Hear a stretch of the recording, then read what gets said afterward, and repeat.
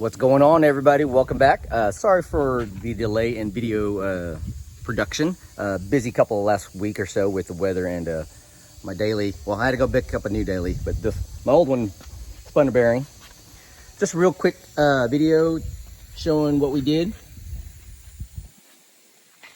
Everything's tucked back in, harnesses in, engine base painted. It's so nice to have flexible, not brittle, afraid to break harness. Thank gosh. Here's the new grounding. Here's the new transmission sub harness and the alternator. Everything's painted, everything's back in. All this is going to be replaced. We're going to go around to this. Now let's take a look at the dash. Everything's back in, not too hard, just tedious with all the amount of nuts and bolts inside, like I said before. Managed only to break a few itty bitty pieces. This was part of the dash that was up here. And of course, that's to be expected from a 30-year-old car, nearly 30-year-old car. A few other pieces. I think I only have like 5 or 6 extra bolts and a bunch of extra stuff that I had to take off anyways from before that had brackets, nuts, bolts. Useless stuff that didn't really need to be on the car. So save an extra pound or two. The Z-Speed double din dash.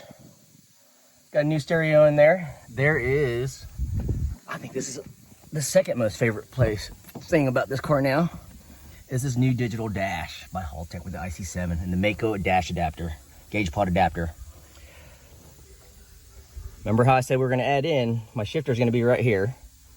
So when I'm shifting, launch control, boost, data log, whatever, we're going to find eight things we can run through the Nexus and see what we can get out of it. And that looks pretty smooth. Custom 3D printed plate right here made by a buddy of mine, Justin Converse. And if you see, it's pretty clean now. No more gauges, no more anything around. Everything is going to be nice and tidy and look all like it's part of the car. So you're going to see the car from behind. That's what it looks like. Let's get a different angle in case people are wondering how the Mako. This fits great. I was confused at first, but once I put everything together and screwed everything down, everything fit perfect. There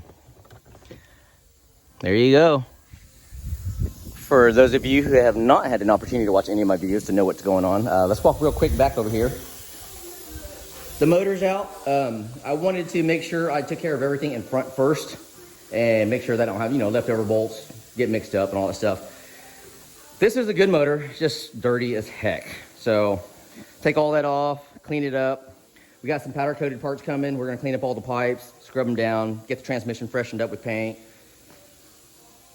And here's a quick glance of everything we've got going on. Now, that's gonna go with me today, the radiator, because we are going to have it powder coated on certain parts to make it look a little bit prettier. If you guys are wondering how or where this custom fan shroud came from, my buddy Doug Durham with M2H Metal Fabrications made this for me, custom.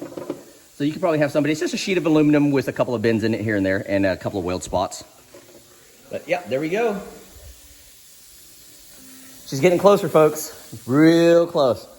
As soon as I get the motor back in, all the new parts put on the motor, we're gonna take her home. We're gonna put it on a trailer, take her home.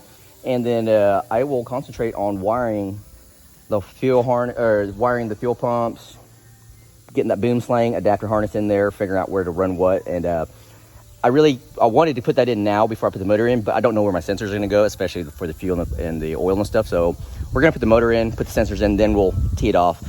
I've got everything nice and neat to where it's going to be fairly easy to run the wiring harness once we get the motor back in as well too. But beautiful day. Thank you for watching. So close, so close.